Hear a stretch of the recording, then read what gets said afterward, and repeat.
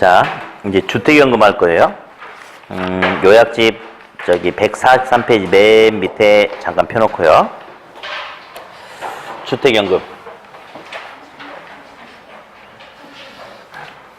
어디 이제 칠판 보면요.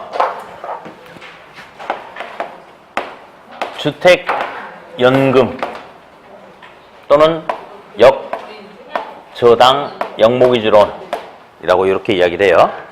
자, 그럼 왜 주택연금 또는 역저당이라는 용어가 나왔는지 한번 살펴보면, 자, 요 금융상품은 뭐 이제 9억 이하 주택까지 가능한데, 이 주택을 은행에 담보로 잡혀요. 이제 갑이라는 분이 잡혀놓고, 이 분 연세가 60세, 만 60세. 이제 직장생활 이제 그만한다 이거예요. 예. 그러니까 이제 주택은 있는데 정기적인 안정적인 소득이 없기 때문에 주택을 은행에 담보로 잡히고, 은행으로부터, 예. 매달 연금식으로 돈을 받는 거예요. 연금식으로. 그래서 주택을 이용해서 연금을 받는다 해서 주택연금이다라고 일단 그렇게 이야기를 해요. 자, 그리고 이제 예를 들어서 3억짜리 주택을 은행에 담보로 잡혀놓고 이제 본인이 사망 시까지 이제 매달 연금 받는 거죠. 한 67, 8만 원 정도 돼요. 이 정도 이렇게 받아. 그래가지고 본인이 사망하면 그동안 받았던 연금의 원금과 이자가 있지 않겠습니까? 그렇죠? 그걸 우리가 연금 채권이라고 한번 써볼게요. 연금 채권. 예. 채권. 이것을 주택을 처분해서 처분 가격으로 갚아야 돼요. 근데 만약에 이제 이 주택연금을 계속 받다 보면 계속 이제 담보 가치가 줄어들다가 결국은 주택의 담보 가치가 소멸되지 않겠습니까? 사실 이게 이제 90세를 잡은 거예요. 90세를. 예, 90세를 이렇게. 근데 만약에 할아버지가 한 80세 정도 돼가지고 일찍 돌아가셨대요. 그러면 연금으로 받은 돈이 한 2억 정도밖에 안 되는데 주택 처분 가격이 3억이다. 그러면 집 팔고 1억 남죠. 남는 것은 상속인한테 돌려주는 거예요. 이건 중요하지 않고요. 문제는 이게 지금 잘못됐어요. 맨 처음에 이 그 상품을 만들 때 한 90세 정도면 충분히 사망하실 거라고 생각하고 잡은 거예요. 그러니까 90세는 결국 사람들이 다 90세까지 사는다가 아니고 80세 때 돌아가신 분도 있고 85세 때 돌아가신 분도 있고 어쩌다가 95세, 100세가 넘은 사람도 있을 것이다. 90세 이전에 돌아가신 사람들이 훨씬 더 많을 거다라는 생각으로 잡았어. 근데 미스해버린 거죠. 예. 제 주위에도 90세 넘으신 분들 엄청 많아요. 요즘에는 이제 또 의료기술이 발달하다 보니까 인간에 있어서는 기대수명이 계속 연장이 되는 거죠. 그러다 보니까 지금 어떤 문제가 생기냐면 이때 평균적으로 끝나야 되는데 안 끝나요. 그래서 계속 살아계신 연금을 드려야 돼. 근데 할아버지가 지금 100세가 되신 거예요. 100세가 되셨는데 오늘 아침에도 조기 축구에 가서 축구 한 판 뛰고 오신 거예요, 지금. 그래도 연금을 계속 줘야 돼. 그래서 뭐 이미 돈 없어졌다고 할아버지한테 얼른 돌아가시라고 할 수도 없고. 그러면 연금 채권을 받은 돈이 4억이 돼요. 근데 주택 팔아도 3억밖에 안 돼. 그러면 처분 시 부족분이 발생합니까? 부족분이 발생하죠. 근데 이 상품이 주택연금이죠. 주택을 담보로 잡히고 연금 받는 거거든요. 근데 담보로 잡힌 건 뭐만 담보로 잡혔냐면 주택만 담보로 잡혔어요. 그래서 정상적인 상황에서 할아버지가 너무 오래 사셔가지고 주택을 처분해도 부족분이 발생한다 하더라도 주택 외 다른 재산에 대해서 상속인한테 물어내라고 하지도 않고 다른 재산에 대해서 내놔라고 구상권을 청구할 수도 없어요. 주택에만 한정하는 거예요. 다만 예외는 있어요. 예외. 한번 들어본 적이 있을 것 같은데 정상적인 경우에는 가능하지만 만약에 정상적으로 팔면 주택가격이 4억이에요. 4억. 둘이 똑같아. 근데 할아버지가 할머니라고 싸워가지고 고의 중과실에 의해서 주택을 훼손시켜서 3억이 됐다. 정상적으로 팔면 4억인데 할아버지가 조세채권, 임금채권이 1억 원 있어가지고 주택 팔자마자 국세청에서 노동부에서 1억 빼가가지고 3억이 됐다. 그럼 비정상적인 경우죠. 그런 상황에서 주택 처분 시 부족분이 발생하면 그때는 다른 재산으로 메꿔내야 돼.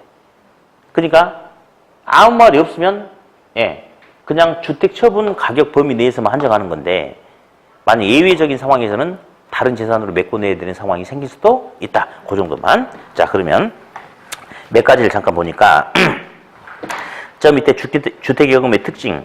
평생 거주, 평생 지급 국가가 보증한다. 예, 넘기고요. 그 다음에 무슨 금리? 고정금리, 변동금리. 변동금리 3개월 단위 CD금리 또는 코픽스 금리 중에 하나 선택하는 거고, 동그라미 4번 한 번씩 나와요. 만기 전에 중도 상환할 수도 있어요. 할아버지가 있잖아요. 주택연금 이용하고 있다가 6개월 후에 연금 복권이 맞은 거야. 한 달에 500만 원씩 나오는 거. 세금 때문에 한 350 정도 나온대요. 그 맞으니까 할아버지가 이제 뿌듯하잖아, 이제. 그러면 기존 대출을 갚아버릴 수도 있겠죠. 근데 어르신이니까 만기 전에 상환해도 조기 상환 수수료 내려가지 않는다. 그렇게. 네. 그다음에 이제 가장 이제 중요한 것이 이제 중요한 것 중에 하나가 또 세부 내용을 보니까 가입 대상. 시험에 나온다면 이번에 이제 여기서 오답이 나올 가능성이 상당히 커요. 주택 소유자 여부에 상관없이 부부 중 1인 아무나 만 60세 이상이면 이용할 수 있다. 그러니까 주택연금은 주택 소유자가 만 60세 이상이어야 한다 하면 돼요, 안 돼요? 부부 중에 소유자든 뭐든 아무나 만 60세 이상이면 된다. 예. 다음 대상주택은 9억 이하 주택. 지급 방식은 냅두고. 그러니까 지급 방식도 보면 종신 방식이라는 게 있어요. 죽을 때까지 주는 거. 근데 그 안에서 또 뭐가 있냐면 종신 지급 방식은 그냥 죽을 때까지 주는 거고, 종신 호합 방식은 이제 이런 건데 듣기만 하면 돼요.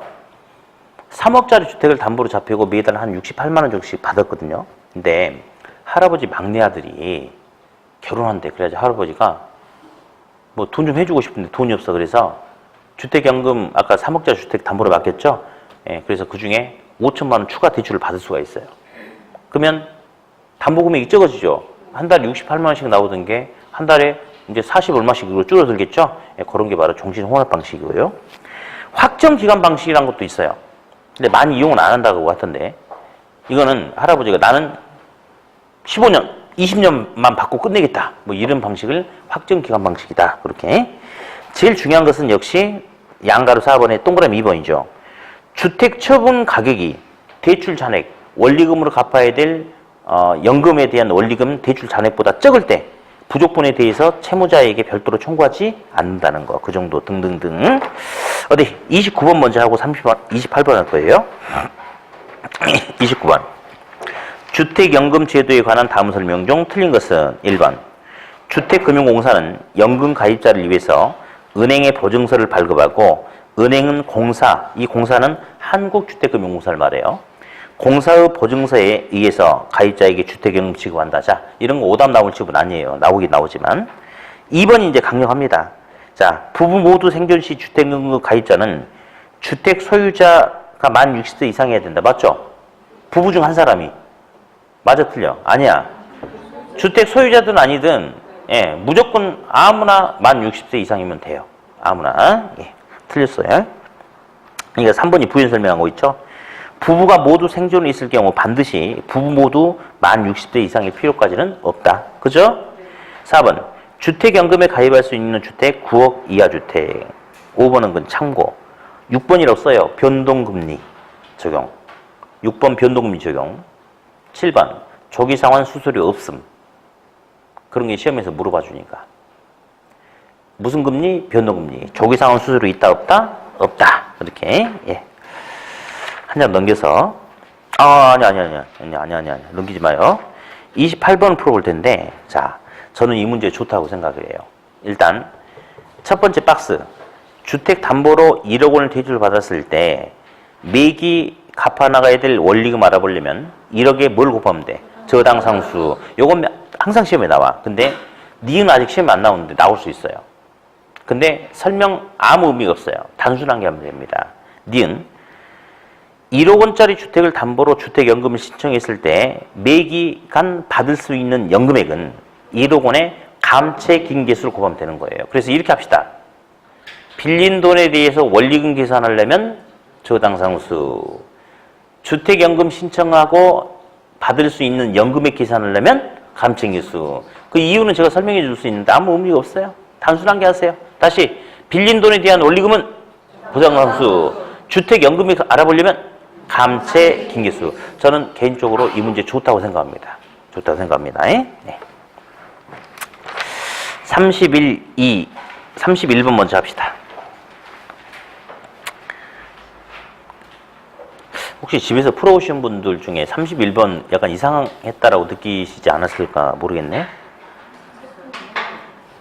예, 일단 답이 없는데. 자, 옳은 거 1번. 주택연금 가입자는 항상 동그라미. 항상 담보주택 처분 가격 범위 내에서 상한 의무가 있다. 아우, 아니죠. 아까 예외가 있다고 그랬죠? 예, 틀렸어요. 실제 기출문제인데 1번이. 항상이 빠지면? 맞아요. 오케이. 1번 틀렸고. 2번. 주택연금 중도상환할 경우 가입자는 중도상환 수수료 부담한다, 안 한다? 안 한다. 3번. 주택처분 가격이 연금 잔액을 초과한다는 것은 팔고도 돈이 남는다 이거예요. 남는 부분은 주택금융공사에 귀속되는 게 아니고 상속인한테 교부됩니다. 틀렸고요. 4번. 주택처분 가격보다 연금 잔액이 클 경우에 부족분에 대해서는 법정 상속인이 상환해야 된다. 주택만 연금으로 담보로 잡히고 연금 받았거든요. 상속인한테 물어내라고 하면 안 돼요. 5번. 담보주택에서 회수하지 못한 금액에 대해서는 채무자의 기타 재산 일부에 대해서 구상권 청구가 안 됩니다.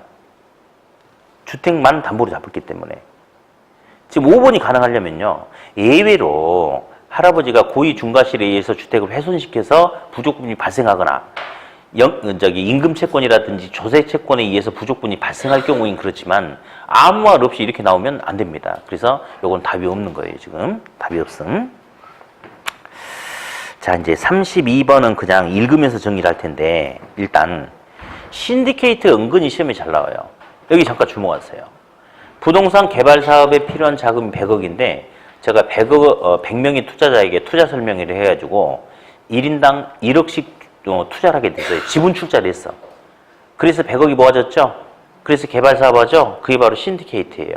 그럼 신디케이트는 남한테 돈 빌렸나?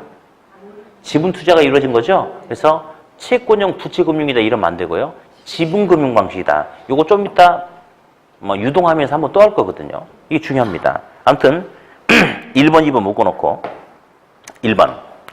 부동산 신디케이트란 부동산 개발 사업을 공동으로 수행하기 위해서 설립된 투자 법인을 의미한다. 이건 중요하지 않고요.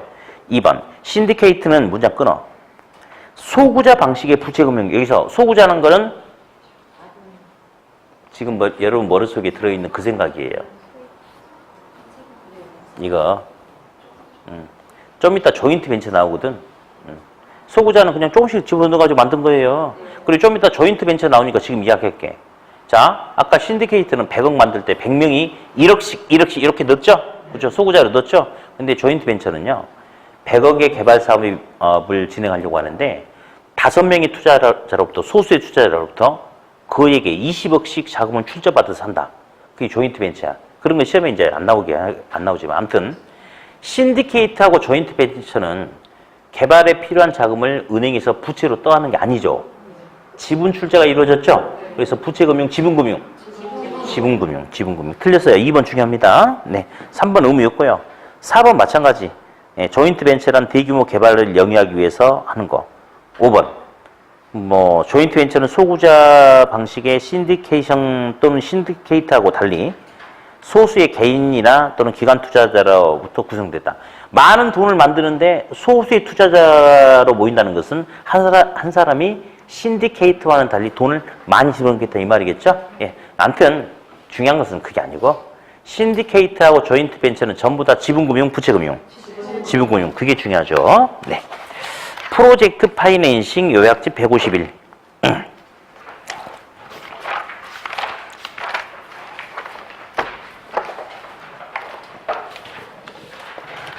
옛날엔 칠판도 깨끗이 잘 지워주시더만 이제 칠판도 안 주고 막 너무 나태해진 거 아닌가 그런 생각이 드네. 네.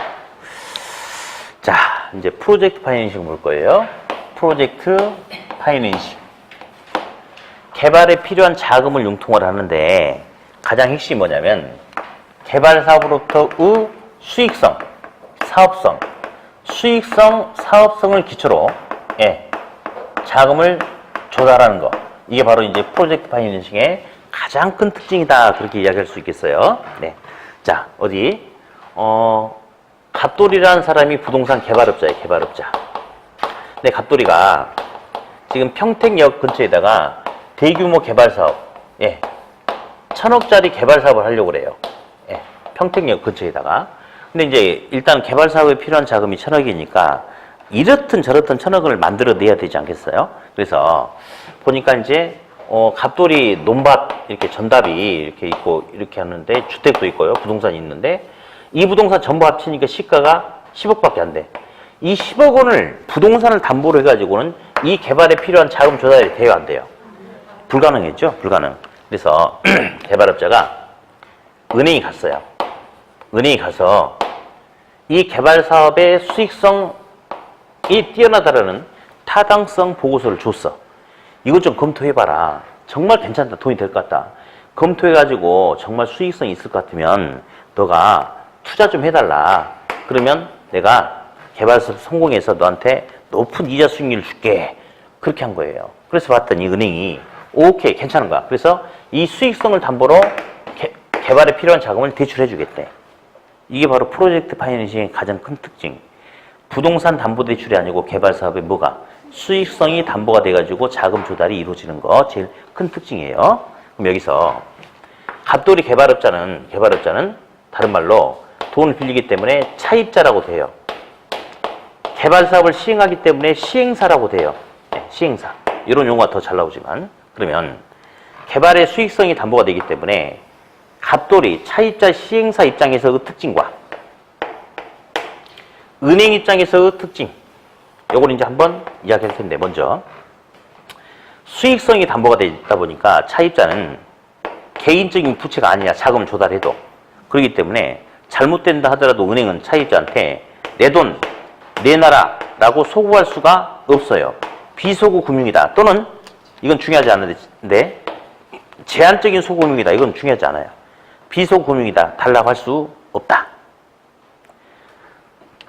수익성을 담보로 하기 때문에 자기가 책임져야 될 돈이 아니기 때문에 수익성만 뛰어나다면 개인적인 부채가 아니기 때문에 더 많은 자금을 융통할 수 있는 효과가 생긴대요. 그걸 부의 금융효과라고 불러주는데 부의 금융효과에 의해서 더 많은 돈을 빌려올 수 있다를 갖다가 채무 수용 능력이 제고된다라고 해요. 그러니까 한마디로 자기 본인이 책임져야 될 거 아니잖아. 그러니까 수익성만 뛰어나면 훨씬 더 많은 돈을 빌려올 수 있다 이겁니다. 그럼 어디?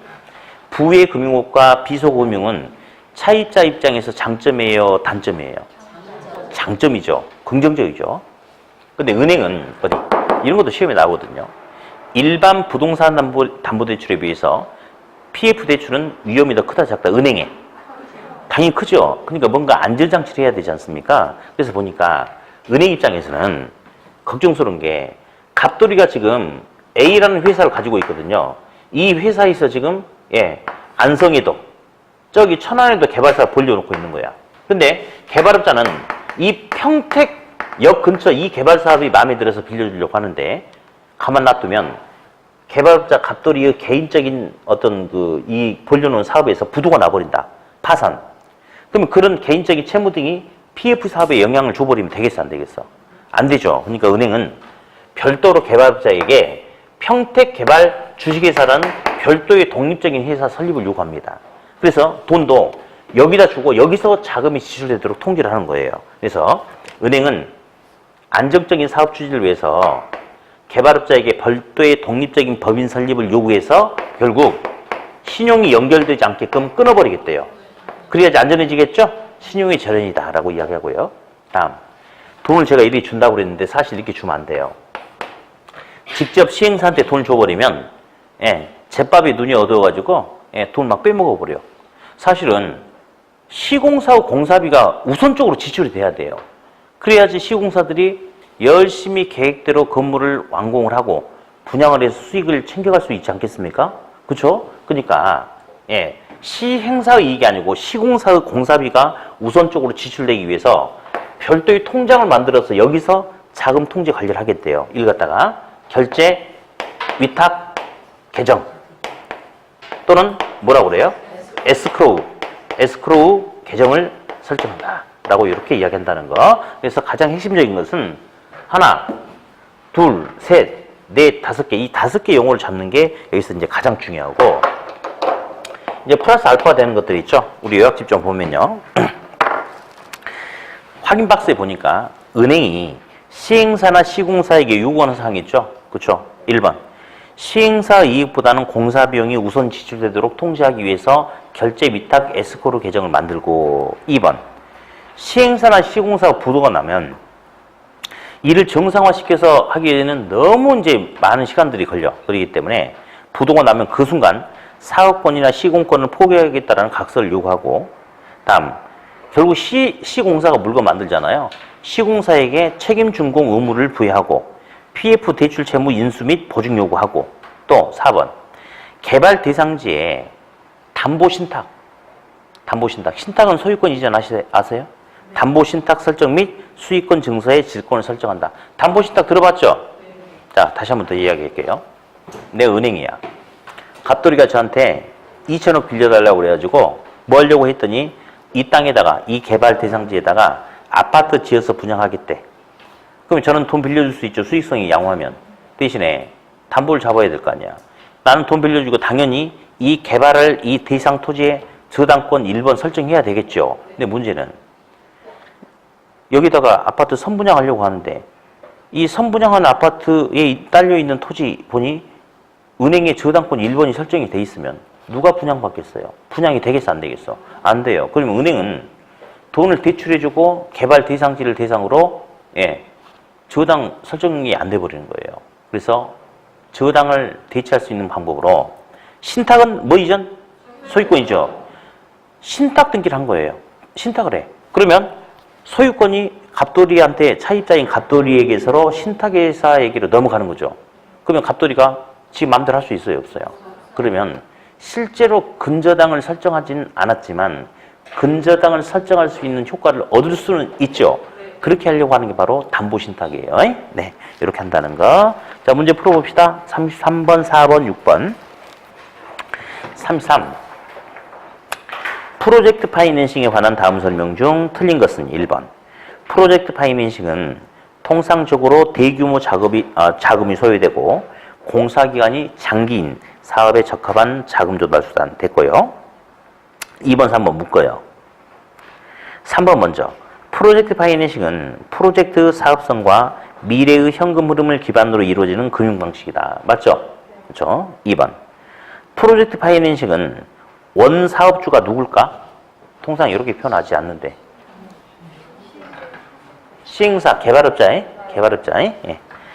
요것에 전체 자산과 신용으로 자금 조달 아니죠. 그게 아니고, 사업의 수익성을 담보로 자금 조달이 이루어지는 거죠. 예, 틀렸어요. 2번 틀렸고.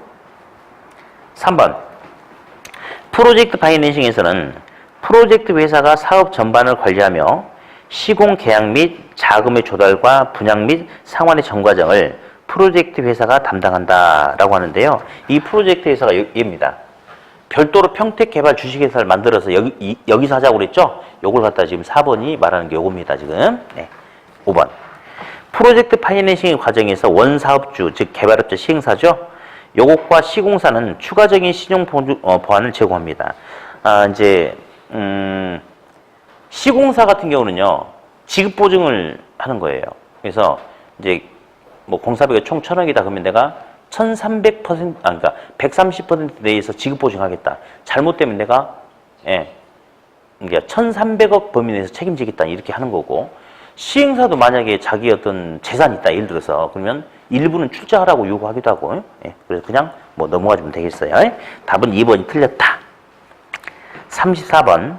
프로젝트 파이낸싱 금융기법에 대한 설명으로 옳은 것은 1번. 개발 부동산이 물적 담보로 제공되는 금융 방식이다. 수익성이 담보가 되는 거죠. 그렇죠. 2번.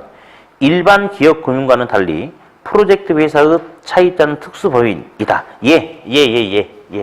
별도로 다시 만들었잖아요. 예. 2번이 맞네. 3번. 대출자인 금융기관은 밑줄자. 프로젝트 파이낸싱을 통해서 부외 금융과를 누릴 수 있다. 맞죠? 딱 한 번 그렇게 시험해 놨어요. 딱 한 번. 여기 주목하세요. 여기 주목. 제가 지금 아까 설명하면서 수익성이 담보가 되는 것은 공통이고 차입자 측면과 대출자 측면에서 노란색을 갈라냈죠. 딱 한 번 그렇게 나왔어요. 여기처럼. 이 부의 금융효과는 은행 입장에서는 안 좋은 거지. 누구의 장점이에요? 차입자, 개발업자의 장점이겠죠? 틀렸어요? 네. 4번. 프로젝트 금융은 소구 금융이 일반적이다? 비소구 금융이 일반적이죠? 틀렸고요. 5번. 프로젝트 파이낸싱에서는 개발 사업주와 개발 사업의 현금을 흐름을 분리시킬 수 있잖아. 시켰잖아. 별도 회사 만들어서. 틀렸죠? 네. 답은 2번이다. 34번에 4번 질문 보면요. 항상 떠오르는 학생이 있어요.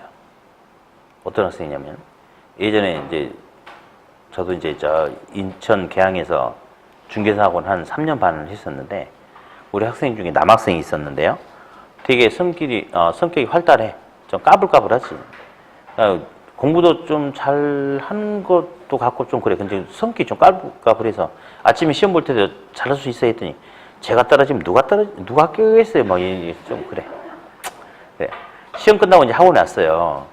그래가지고 이제 웃으면서 잘했어요. 그때. 에이, 기본적으로 했겠죠 뭐. 했는데 이제 시험 끝나면 가다 반지 받아갖고 오잖아요. 나눠줘. 이제 학원 같은 데서 가다 반지 나눠주거든요.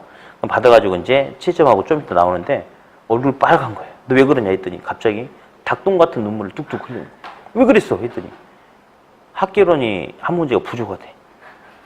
그러니까 그놈은 평상시에는 한 70점 정도를 맞아야 되는데 그게 대담하다고 해야 될지 까불까불하다고 해야 될지 모르겠는데 아무튼 그러더니 문제가 그렇게 어렵지도 않았거든요. 그때. 근데 민법 60점 맞고 학계론은 57.5점 하고 떨어진 거야 이제. 그래서 제가 봤어. 한번 보자 했더니 막 봤더니 막 말도 안 되는 걸 막 다 틀려놓은 거예요. 야, 너 여기 비소금융인데 왜 소금융이라고 나왔으면 이것 찍어가지고 왜 안 찍었어? 했더니 이게 왜 소금융이지? 그런 거예요. 그러니까 시험장에서는 있잖아요. 한 번 소금융을 비소금융으로 읽어버리면 없는 비가 끝까지 보이는 거예요. 끝까지. 예. 그래서 아무튼 보였어? 진짜 그래, 진짜로. 그래가지고 이제 떨어졌단 말이에요. 근데 이제 시험 보는 당일날 합격을 한 거예요. 합격을 했어, 이 친구가. 예. 어떻게 합격했냐면, 아침에 이제, 여러분들 이제, 이제 원서 접수하잖아요, 다음 주에. 그죠? 그럼 이제, 아무튼 이 친구 이야기 먼저 해줘야겠다. 같이 공부하던 50대 후반 된 아저씨가, 야, 이녀가, 너 합격했어! 했더니 얘가 이제 바로 화를 낸 거예요. 아침부터, 응? 장난치기를 장난치하지. 그래서 저는 팍 끊어버린 거예요. 싸가지 없이 그냥. 응? 30살 먹은 놈이. 그런데 이제 전화 끊고 나니까 궁금하잖아요. 들어보니까 자기 이름이 있는 거야. 그래서 클릭해보니까 점수가 학계론이 57.5점이 아니고 60점이에요. 그러니까 나도 같이 채점을 했거든. 시험지를 자기가 갖고 오니까 이 애는 어떻게 합격한 줄 알아요? 마킹 잘못해가지고 합격한 거야. 그러니까 이게 좀 차분해야 되는데 얘가 반면 이런 식이야. 그러니까 나도 이제 시험지를 확인하니까 하나 부족했잖아요. 근데 60점 맞았단 말이야. 그럼 뭐 했겠어? 또 설렁설렁 대충 하다가 딱 마킹 잘못해가지고 합격한 거죠. 그러니까 이제 이런 놈도 있는 거야, 이런 놈. 예.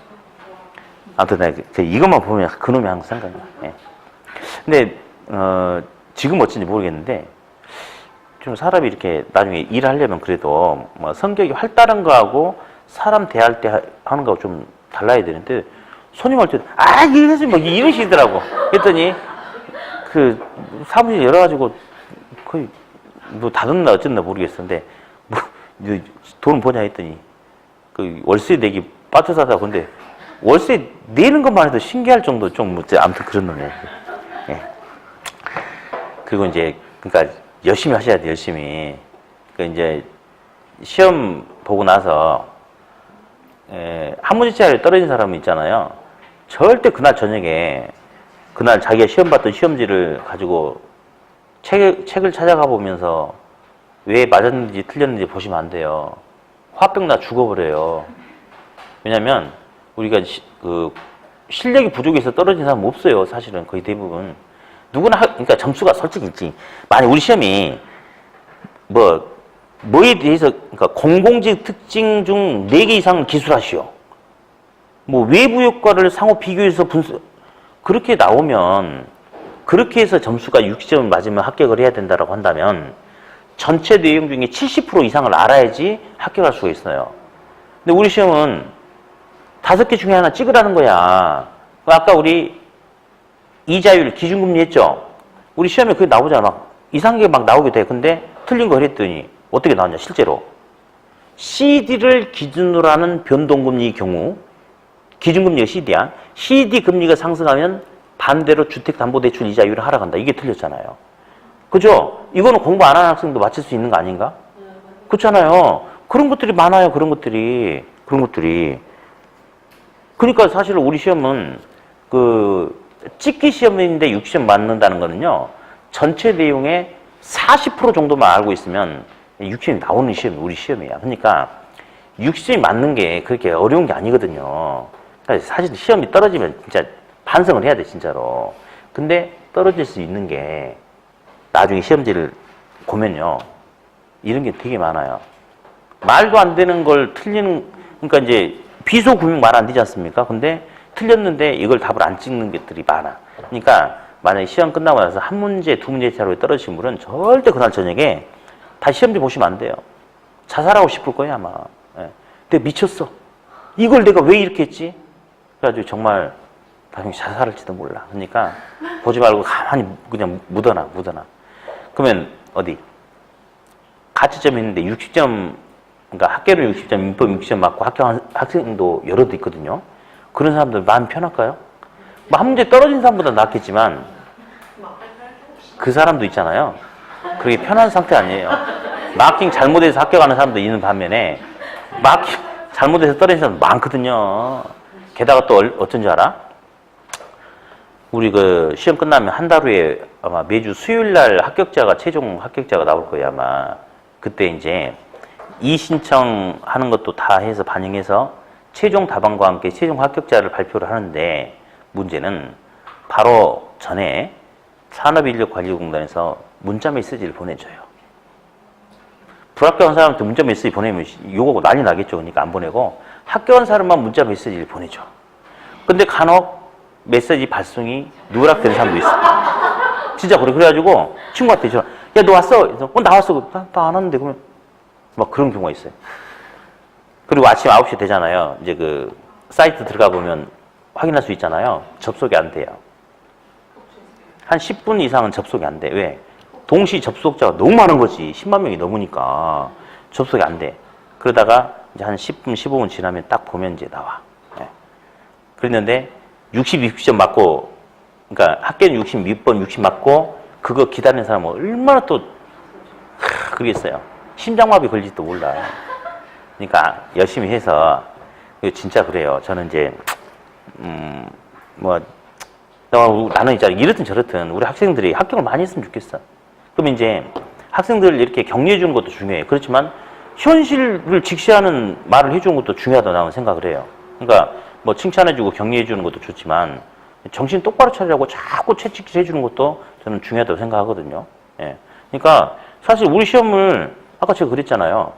60점이 안 나온다는 자체가 이게 말도 안 되고 쪽팔리는 일이라니까. 이게 만약에 공부를 3달, 4달 했다면 안 나올 수도 있어요. 근데 6개월 이상 한 사람들은 아까 제가 그랬잖아.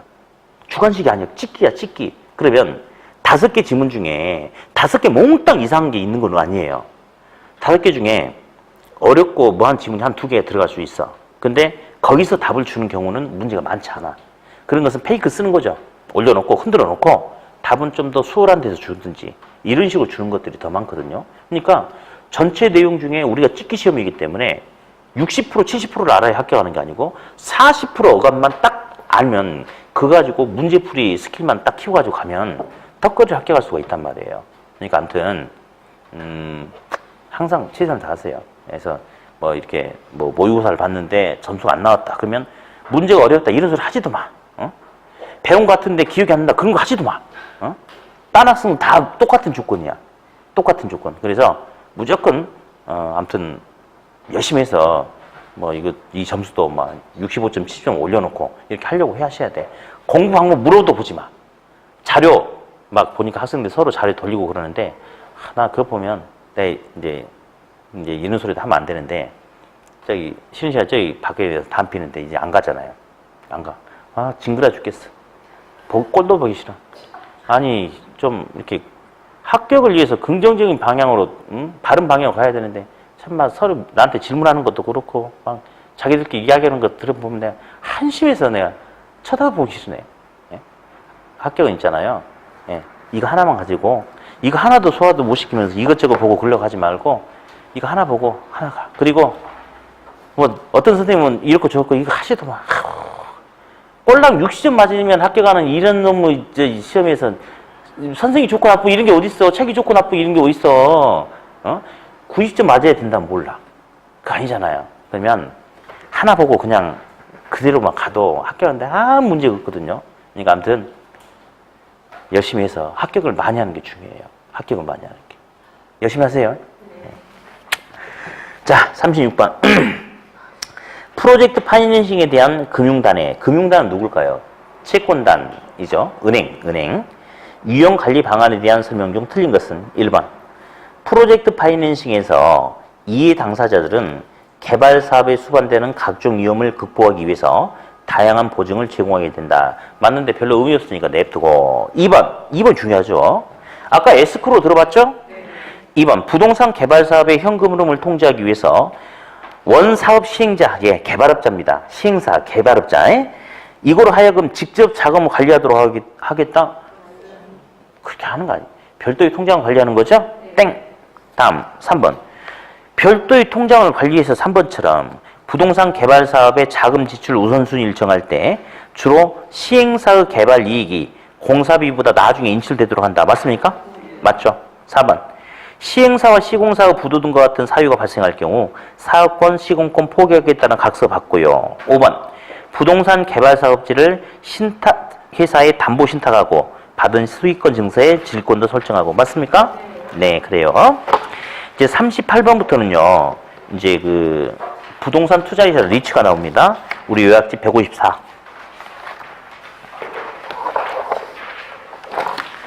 한 문제가 꼬박꼬박 열심히 나와요. 한 문제가.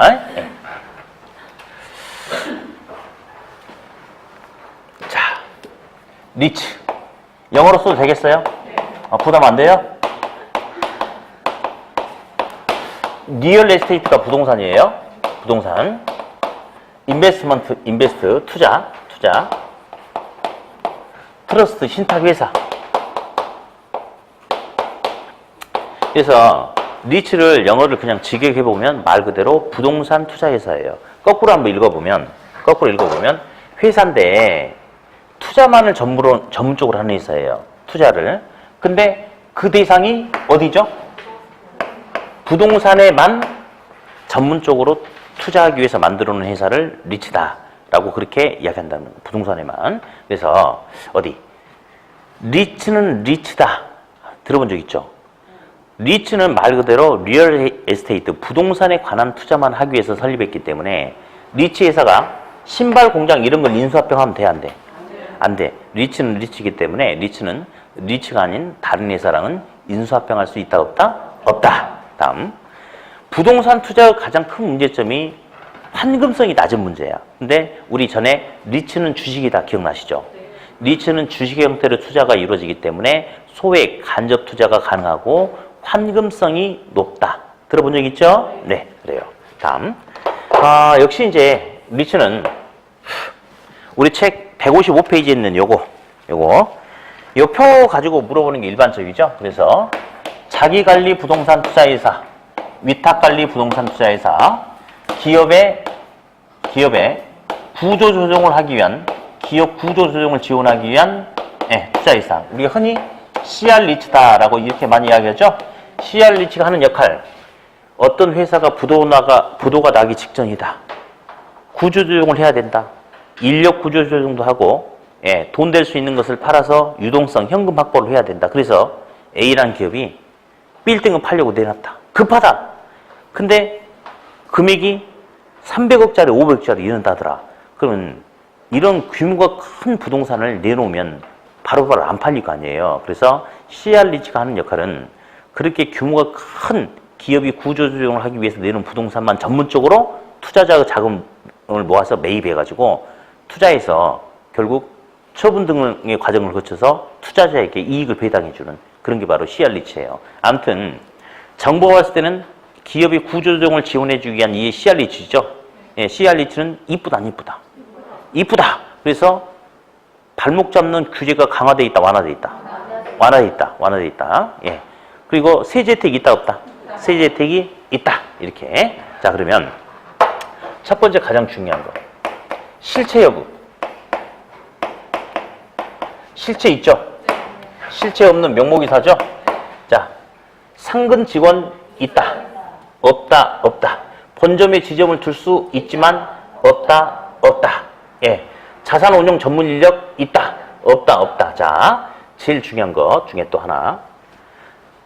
회사의 자산의 투자 운용에 관한 업무를 회사 내부에서 직접 할 수 있느냐, 자산관리회사에 위탁을 해야 되냐 이건데요. 아니, 내 금쪽 같은 내 자산을 자산관리회사에 위탁을 한다는 것은 내가 직접 투자 운용할 여력이, 능력이 안 되니까 그런 거죠. 예. 여기는 직원이 있죠. 자, 자산의 투자 운영에 관한 업무를 여기는 내부에서 직접 할 수 있겠죠. 여기는 내부에서 할 수 있어 없어? 자산관리사의 회사에 위탁을 한다. 이렇게 이제 접근하는 거거든요. 예, 그래서 아무튼 실체가 있냐 없냐 이거 잡아내는 게 중요하고, 다음 자본금. 자본금. 설립 자본금하고 최초 설립 자본금하고 영업인가 받고 등록한 이후에 자본금이 달라요. 우리 암기 시작.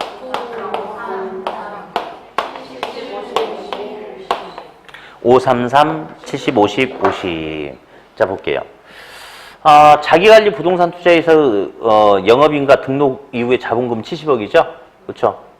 위탁하고 CRH는 얼마예요? 얘네들, 이 두 놈들은 자산의 투자 운용에 관한 업무를 내부에서 직접 할 수 있어요? 없어요? 자산관리사에 위탁을 해야 됩니까? 그럼 자산관리회사가 자산을 관리해 주는데 얘들 돈보다는 더 많아야 돼 있어, 적겠어? 많아야 되겠죠. 그래서 자산관리회사의 자본금은 얼마냐면 70억이다. 그렇게 이야기합니다. 네. 다음. 우리 이제 현물투자라는 것도 제가 이제 이야기했죠. 현물투자. 네. 자, 최초 설립 자본금 있죠? 설립 자본금. 요거 만들 때는 금액이 커야 작아요. 적으니까 현물투자 허용 안 되고 현금으로만 가능하고요. 영업인가 등록한 이후에는 자본금이 커졌죠? 그때는 현물투자 가능하다는 거. 현물투자 범위는 부동산에 해당한다면 안 되는 거 아시죠? 부동산 플러스 기타 다른 권리까지 가능하다. 그렇게만 플러스 알파 이렇게. 다음. 우리 책에 보면 이제 1인당 주식 분산, 1인당 보유한도 보이십니까? 제가 이렇게 하라고 했어요. 이제 아직은 9월 달에 다음 달에 바뀌지만 미리 바꿔놓으라고 했어요. 자기 관리하고 위탁 관리를 갖다가 지워버리고 둘 다 이제 100분의 얼마냐면 50. 예, 100분의 50 이내. 100분의 50 이내로 이제 다음 달에 바뀔 거니까 바꿔놓고요. 위탁 관리하고 자기 관리. 근데 CRH는 지금 이런 게 중요한 게 아니라고 그랬죠. 예, 1인당 주식 소유한도 제한 없음. 다음. 주식 공모는 발행 주식 총수의 100분의 30 이상을 일반 청약하고 막 그런 게 있어요. 뭐 2년 이내에. 아무튼 근데 CRH는 의무상 있다 없다? 없다. 상장. 설립 후 일정한 조건이 갖춰진 이후에 즉시 상장을 하는데 CRH는 지금 그런 게 중요한 게 아니죠. 상장 의무가 있다 없다? 없다. 등등등. 그리고 나머지는 참고로 보시고 CRH는 저 밑에 보니까 법인세 면제해 주는 거 있죠? 그 취득세 감면 혜택도 있다 없다? 있다. 그 정도만. 문제 39, 41 봅니다. 39 틀린 거. 1번 부동산 투자회사란 자산을 부동산에 투자하여 운영하는 것을 주된 목적. 예, 맞죠? 2번, 3번 이제 똑같은 개념인데 2번. 리츠는 주식이니까 2번 부동산 투자회사를 통해서 소액 투자로도 대규모 부동산 투자할 수 있겠죠? 3번 부동산 투자회사의 주식에 투자한 자는 주식이니까 배당에 따른 이익과 주식 매매 차익을 누릴 수 있다. 어때요? 맞죠? 4번 부동산 투자자 중에 자 밑줄 쫙 유동성을 선호하는 투자자 라는 거 말이죠.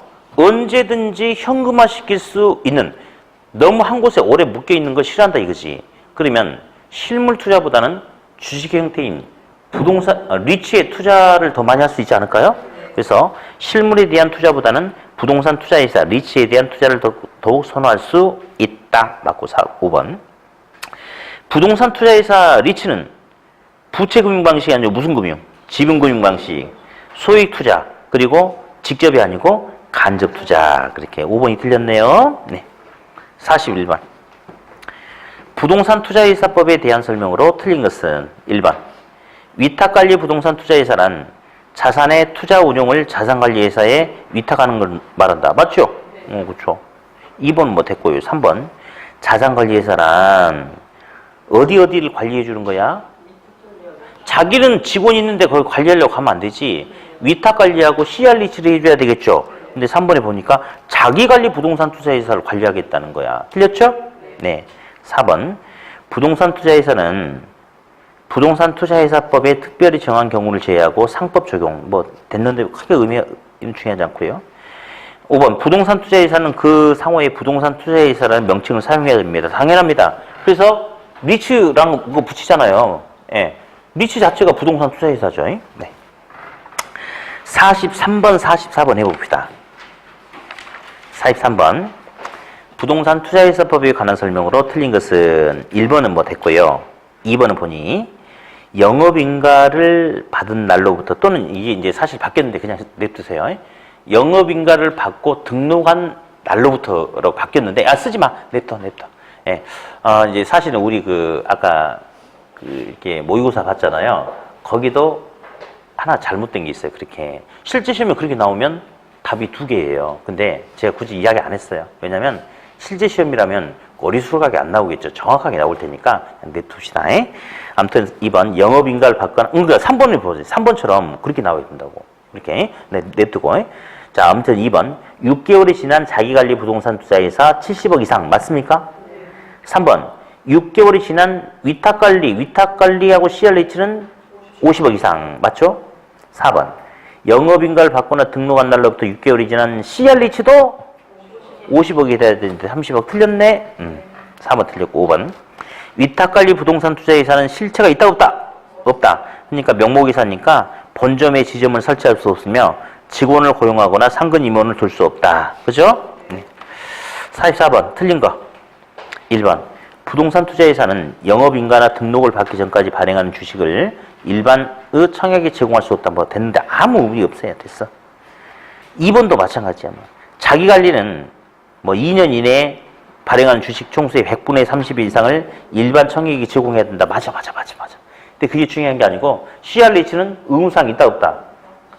CR리츠는 의무사항 없다. 그게 더 중요한 거예요.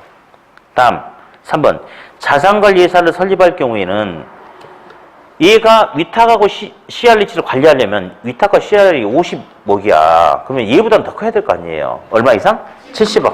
3번 틀렸고요. 4번 자기관리 부동산 투자회사는 그 자산을 투자 운용할 때는 전문성을 높이고 주주를 보호하기 위해서 자산운용 전문 인력을 상근으로 두어야 한다. 맞죠? 예, 맞아요. 5번 감정평가사 또는 공인중개사. 가슴 떨리는 소리 아닌가요? 공인중개사로서 해당 분야에 5년 이상 종사한 사람은 자기관리 리츠, 자기관리 부동산 투자회사의 자산운용 전문 인력으로 상근 직원으로 근무할 수 있다. 뭐 등등등. 답은 몇 번? 답은 3번. 넘기시고 126.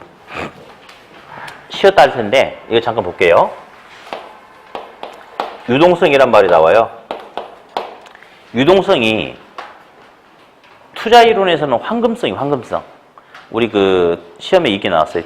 투자에서 유동성 위험이란 부동산을 처분하려고 내놨는데 빠른 시간 내에 처분되지 않아서 부동산의 시장 가격이 하락하는 현상을 유동성 위험이다. 그러니까 체인지가 안 돼서 생기는 거죠. 황금성 위험이다라고 생각하고 부동산 금융에서 유동성은 돈을 유동성이라고 그래요. 돈. 예. 그래서 기업의 유동성이 많냐 적냐, 은행의 유동성이 많냐 적냐, 그거는 바로 뭘 말한다?